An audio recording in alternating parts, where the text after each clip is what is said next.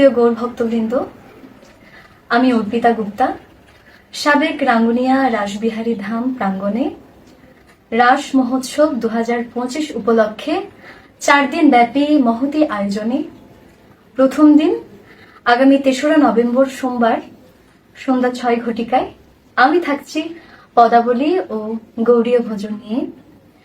উক্ত মহতী আয়োজনে আপনাদের উপস্থিতি একান্ত কামনা করছি। তাহলে অবশ্যই দেখা হচ্ছে। সকলকে অসংখ্য ধন্যবাদ। হরে কৃষ্ণ।